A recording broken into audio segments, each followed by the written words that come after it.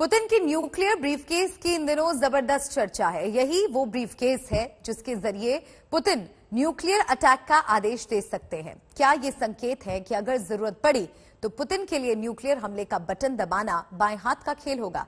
ये सवाल इसलिए क्योंकि पुतिन ने साफ कर दिया है कि यूक्रेन में रूस झुकेगा नहीं।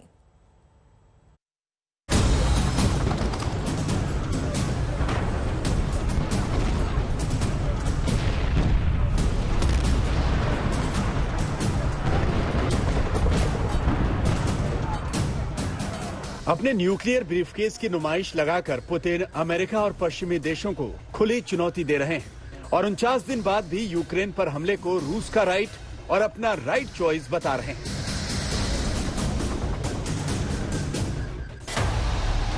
यूक्रेन को अनगिनत मिसाइल हमलों से तबाह कर देने के बाद भी यूक्रेन में निर्दोष नागरिकों के मानवाधिकारों को टैंकों तले कुचल देने के बाद भी अभी तक पुतिन के सिर से युद्ध का भूत उतरा नहीं है।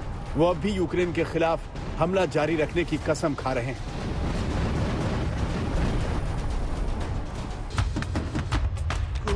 पुतिन कह रहे हैं कि यूक्रेन पर हमला करके अब तक रूसी फौज ने बहुत कुछ हासिल किया है, लेकिन 4 दिन का दावा करके 49 दिन बाद भी यूक्रेन से लड़ रही रूसी फौज को कौन सी कामयाबी हासिल हुई, ये बड़ा सवाल है।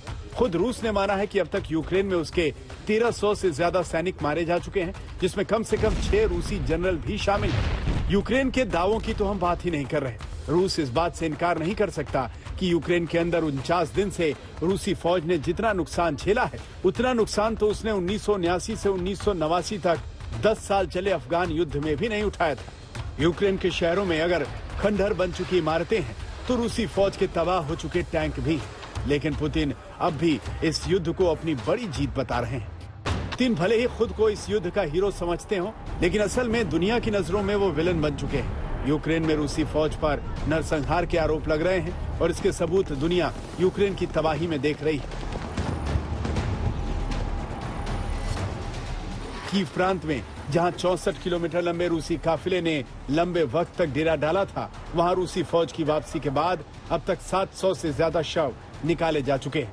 मारियुपोल में रूसी सेना के हमलों में अब तक 22,000 से ज्यादा आम यूक्रेनी नागरिकों की मौत के दावे यूक्रेन की तरफ से किए जा रहे हैं। नरसंहार का गवाह बन चुके बूचा में 400 से ज्यादा लाशें मिलने का दावा किया जा रहा है और यूक्रेन के कई शहरों में सामूहिक कब्रों के मिलने का दावा भी किया जा रहा है।